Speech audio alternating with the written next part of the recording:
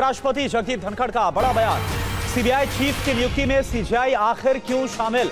ये कहा गया है जगदीप धनखड़ की तरफ से इस प्रक्रिया पर पुनः विचार होना चाहिए। उपराष्ट्रपति की तरफ से बड़ा बयान है जो कि सीबीआई चीफ की नियुक्ति को लेकर दिया गया है। सीजेआई का शामिल होना लोकतंत्र के साथ मेल नहीं खाता। न्यायपालिका का शासन में हस्तक्षेप संविधान के खिलाफ है। सभी संस्थानों को अपनी संवैधानिक सीमा के भीतर काम करना चाहिए। उपराष्ट्रपति की तरफ से बयान दिया गया। और ज्यादा बातचीत के लिए, जानकारी के लिए पीयूष पांडे हमारे संवाददाता जुड़े हुए हैं। पीयूष, आखिर इस बयान का क्या मतलब निकाला जाए और जो सवाल उठाया गया है सीबीआई चीफ की नियुक्ति में, आखिर सीजेआई क्यों, आखिर इसके पीछे आधार भी क्या बताया गया? देखिए, भोपाल में राष्ट्रीय न्यायिक अकादमी के कार्यक्रम में जो उपराष्ट्रपति जगदीप धनखड़ ने बोला है, अगर उसका आप निहितार्थ देखें तो हाल ही में जो सरकार ने बदलाव किया था चीफ इलेक्शन कमिश्नर और चुनाव आयुक्तों की नियुक्ति के मसले पर सुप्रीम कोर्ट का एक फैसला आया था। उस सुप्रीम कोर्ट के फैसले के बाद जो बदलाव सरकार ने किया उसमें सीबीआई की भूमिका को हटा दिया गया और उसकी जगह केंद्रीय मंत्री को रख दिया गया।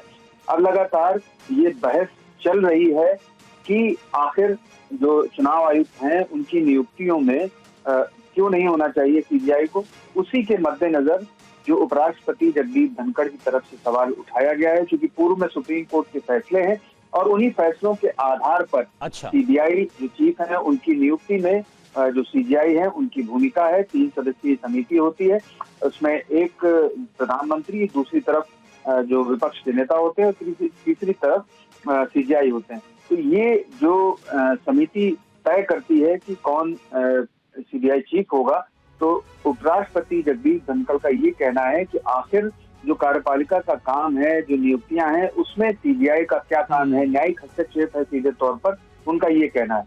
तो ऐसी स्थिति में जो दो आपस में टकराव हैं, आप सीधे तौर पर देख सकते हैं कि सरकार एक तरफ जो सीईसी यानी कि चीफ इलेक्शन कमिश्नर और चुनाव आयुक्तों की नियुक्ति में चीफ जस्टिस ऑफ इंडिया की भूमिका को खत्म कर देती है, और जबकि दूसरी तरफ जगदीप धनखड़ सीधे तौर पर ये बोलते हैं कि इन नियुक्तियों में चीफ जस्टिस ऑफ इंडिया को नहीं होना चाहिए।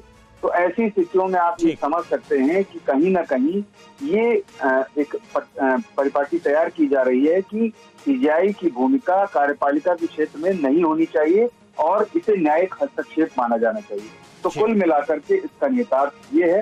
हालांकि ये एक बड़ी बहस है और कानूनी बहस है। सुप्रीम कोर्ट के कई फैसले पहले के हैं और मौजूदा समय जो चीफ इलेक्शन कमिश्नर और चुनाव आयुक्तों की नियुक्ति पर जो सरकार ने वैधानिक बदलाव किया था सुप्रीम कोर्ट के फैसले के बाद, उस पर भी चुनौती सुप्रीम कोर्ट में दी गई है और याचिका लंबित है। 19 फरवरी को सुप्रीम कोर्ट इस मामले पर सुनवाई करेगा। देखना यह है कि जगदीप धनखड़ जो उपराष्ट्रपति है उनके बयान को सुप्रीम कोर्ट किस तरह से लेता है, और ये भी संभावना बनती है कि सरकार जगदीप धनखड़ का जो बयान है उसके आगे किस तरह से रुख अख्तियार करता है और क्या कोई आगे कदम उठाया जाता है। जी करना। शुक्रिया आपका पीयूष इस पूरी जानकारी के लिए।